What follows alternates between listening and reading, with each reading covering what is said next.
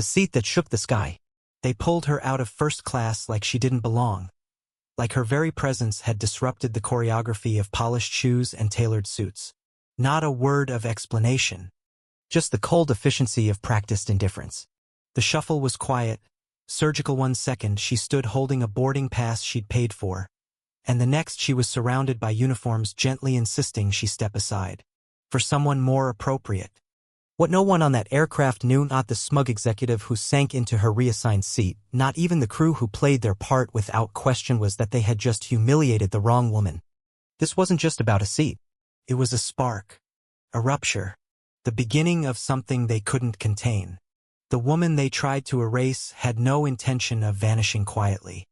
At precisely 6:48 a.m., Terminal D was hushed in that particular way airports feel before sunrise. Sterile, expensive coffee in hand, the scent of carpet cleaner clinging to the air.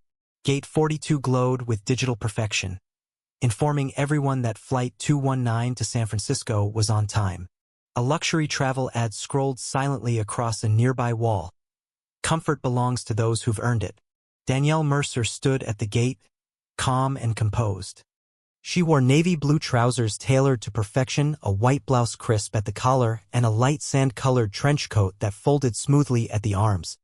A slim leather tote rested on her forearm and a stainless steel watch gleamed on her wrist, not showy but precise. She didn't flaunt status. She embodied it. Her digital boarding pass read, First Class, Seat 2A. She had selected it intentionally wingside, far from the bathroom. It was a flight she had chosen for its early hour, its quiet. Ideal for reviewing her upcoming pitch. Danielle had built her consulting empire from a hand-me-down laptop and 2 maxed-out credit cards into a powerhouse firm advising Fortune 500s on internal restructuring. She understood timing. She understood presence. As they called Group 1, Danielle approached the gate. The scanner chirped green. The gate agent didn't smile. She didn't expect one. She walked the jet bridge slowly. Her heels made no sound on the carpet. At the aircraft door, a flight attendant greeted her with a rehearsed expression. Her name tag read C. Yates. Mid-40s, hair in a no-nonsense bun. Her eyes did not match her smile. Boarding pass, please, Yates said flatly. Danielle blinked. I already scanned at the gate. Security cross-check. Just a moment. Danielle handed over her phone. Yates examined it too long. Tapped. Frowned. Looks like there's been a change. You've been reassigned to seat 21C. The words landed like a glitch. Danielle lifted her head slowly. Excuse me. Yates offered a tight smile. Corporate priority. A special guest needed your row. Why mine? Yours was the only one available for the adjustment. Danielle barely registered the footsteps behind her as another passenger stepped on board. A man in a charcoal blazer with a silver carry-on. He walked past her without making eye contact, the scent of citrus cologne lingering in his wake. Yates beamed. Welcome aboard, Mr. Dalton, she said as he made his way to seat 2A. Danielle turned back to the attendant. So, she said evenly, you removed me from my paid seat with no warning and gave it to him? If you have concerns, Yates replied coolly, you're welcome to speak with the cabin manager. I'd like that. A few moments later, a man in a navy blazer with gold cuff stripes appeared. The name on his badge read A. Reinhardt Flight Ops Lead. He had a tired, corporate polite smile. Ms. Mercer, he began. I understand there's been an unfortunate reassignment. We do apologize. A high-priority guest requested a change just before boarding. You bumped me, Danielle said, and didn't tell me. Reinhardt's smile thinned. It's not personal. No, Danielle said. It never is. She opened her phone and pulled up her booking confirmation, seat selection, and time-stamped receipt. She held it out. I paid for the seat. He nodded but didn't take the phone. Unfortunately, the manifest has been updated. I didn't purchase a voucher. I purchased this seat. I can offer a voucher for a future upgrade. No, she said. You can return what I paid for. A beat passed. Ma'am, he said. If you could step aside so we can continue boarding. You want to remove me quietly? Her voice was still calm. Controlled. A teenage girl in the aisle lifted her phone, recording. Danielle noticed. She didn't stop her. Another passenger murmured, "She's being bumped." Heads turned. Danielle didn't flinch. She snapped a photo of Dalton settling into 2A, then a photo of Reinhardt's badge, and finally a shot of the crew's digital manifest. She tapped out a message. Flight 219. Confirmed reassignment of paid first-class seat to economy for unregistered VIP. Possible discriminatory practice. Evidence attached. Send. Reinhardt's voice dipped to a whisper. We'll be happy to discuss this after takeoff. Danielle paused. You know exactly what this looks like, she said. And I want you to remember that when this escalates, Senate Willie gave you the chance to do the right thing. She turned not toward 21C. She stepped off the aircraft. In the boarding tunnel, she made a call. It's me. Activate Bravo.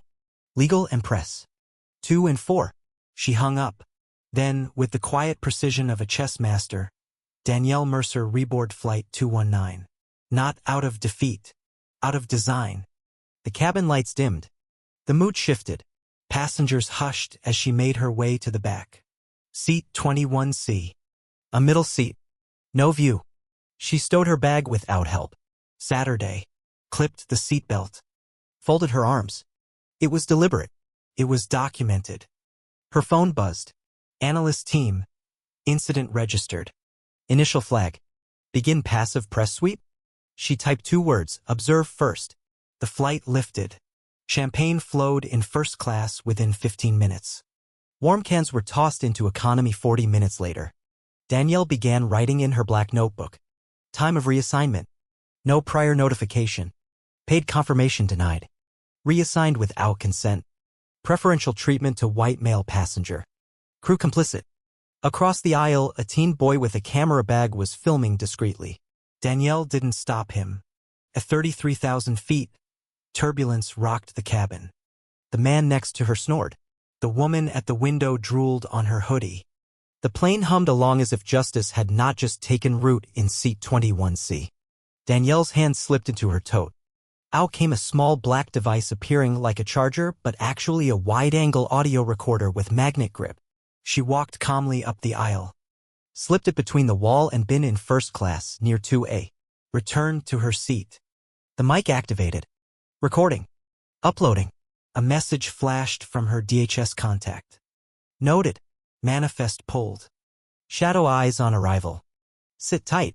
Danielle took notes as service passed her row twice without acknowledgement. A drink cart. No eye contact. No napkin. First class, meanwhile, laughed and clinked. Dalton and Reinhardt exchanged a handshake. Then something caught Danielle's eye. An overhead bin popped open. Inside, a black, hardshell case. No tags. No ID. Anders snapped it shut quickly. Too quickly. Danielle opened her secure comms app. Flight 219. FC overhead bin. Untagged black case. No passenger ID. Suggest passive intercept. Do not disrupt flight. Send. The reply received. Eyes on arrival. Sit tight. The curtain to first class shifted again. The same bin, the same glances. Patterns. Habits. Signals. This wasn't just racial bias. It was something more. The file from her recorder uploaded to the cloud. 3 locations: her legal team, the FAA, and an investigative journalist named Colleen DeSoto. Then Anders approached. Ms. Mercer, she said stiffly. We have a window seat available near the emergency row if you'd prefer to move. Danielle tilted her head. Is that an upgrade or a quarantine? Anders hesitated. I just thought. No, Danielle said. I'm fine. They knew who she was now. Too late. Another message. Hal Dalton connected to firm under federal inquiry. Object in overhead, possibly unlogged cargo. Reinhardt under internal review. The captain's voice broke through. Ladies and gentlemen, we're beginning our descent into San Francisco. As the plane touched down, Danielle watched. First class stirred. But this time, the curtain opened not for champagne but for agents. No airline logo. No announcements. Just precision. One spoke quietly to Reinhardt. Another stopped Anders. A third approached Dalton. Passengers whispered. Danielle remained still. The teenage boy gave her a thumbs up. She returned the nod. At the gate, An agent with a manifest spoke softly. You may proceed, Ms. Mercer. Thank you for your cooperation. No spotlight. No apology. Just acknowledgement. Back on board, KS brewed behind closed lips. Dalton's voice rose. This is a mistake. Reinhardt sweated. Anders stood still. They had underestimated the woman they tried to remove from seat 2A. And they were already too late. Danielle entered her car, opened her tablet, and pulled metadata from the airline's override system. The reassignment hadn't been triggered by Reinhardt. It had come from a remote terminal. Mitchell Wren, director of airline ops. 3 years ago, he had dismissed her ideas on equity reform. Now, his override had triggered an avalanche. She placed a call. Gabriel, pull HR docs from Ascendair. Prioritize rebooking policy memos and override authority. Start with keyword diversity compliance. Back at headquarters, Danielle addressed her team. This isn't about me, she said. This is about the system. The evidence unfolded in real time. Override logs, flight patterns, internal emails, audio from first class. Move her. These types don't sue. Give her a voucher. It was over, but it was only beginning. By the next morning, hashtags surged. Window seat. System error. Former passengers spoke out. Employees leaked documents. Equity violations surfaced in waves. Mitchell Wren sent Danielle a message. We need to talk privately. She replied. There's no such thing as private anymore. By week's end, Wren was gone. The FAA launched an audit. Congress called for hearings. Danielle didn't testify. She didn't need to. Her work had already spoken. 3 months later, a new standard rolled out across the industry. Passenger equity protocols. Override transparency audits. Whistleblower protections. It was called the Mercer Standard, not as tribute, as reminder.